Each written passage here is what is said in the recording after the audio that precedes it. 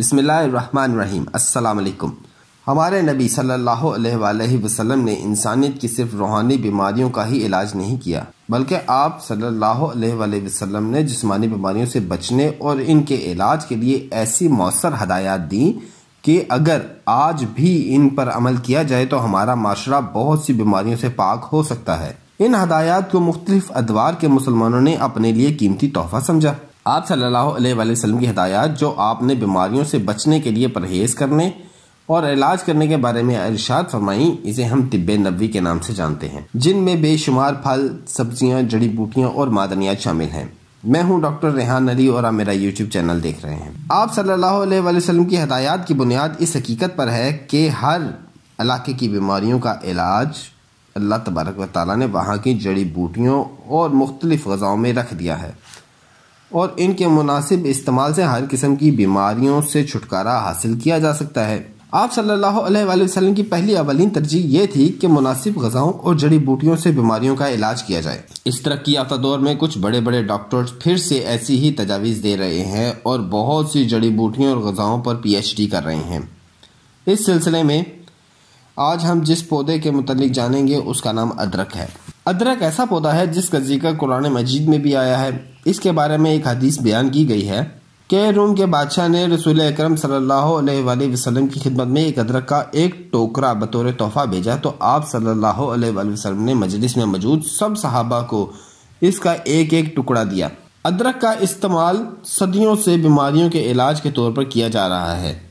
اس کے علاوہ ہمارے کھانوں کو مزیدار بنانے میں بھی بہت بہترین کردار ادا کرتا ہے۔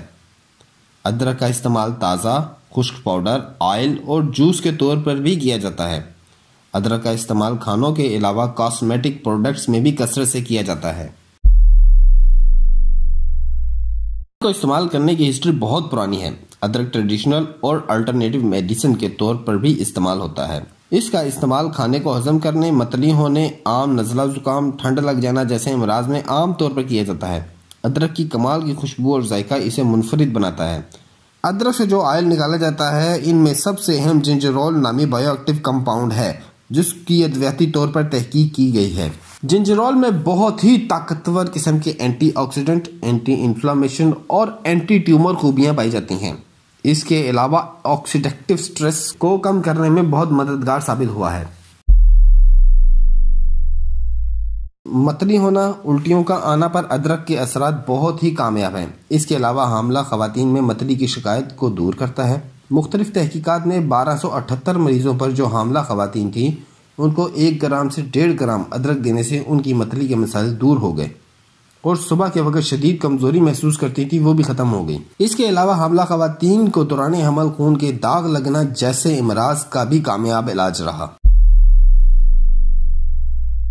انسانوں اور جانوروں پر مختلف ریسرچز میں یہ بات قابل غور دیکھی گئی کہ ادرک وزن کم کرنے میں بہت ہی زبردست حرب ہے۔ 2016 میں 80 ایسی خواتین جو ذیابیطس کی مریض تھیں اور شدید موٹاپے کا شکار بھی تھیں، ان خواتین کو روزانہ 2 گرام ادرک کا پاؤڈر 12 ہفتوں تک دینے سے حیران کن نتائج ملے۔ ایک تو ان کی شوگر کنٹرول ہونے کے ساتھ ساتھ وزن کم ہونے میں بھی نمایاں کمی دیکھی گئی، اور ان کے جسم پر مختلف سوزشوں میں بھی افاقہ رہا۔ آسٹیو آرتھرائٹس بہت ہی عام بیماری بنتی جا رہی ہے۔ عام زبان میں اگر اس کی بات کی جائے تو جوڑوں کا درد اور سوجن کثرت سے مریضوں میں پائی جاتی ہے۔ 1 گرام ادرک کا پاؤڈر 3 سے 12 ہفتوں تک لگاتار دینے سے جوڑوں کی درد اور سوجن میں نمایاں کمی دیکھی گئی۔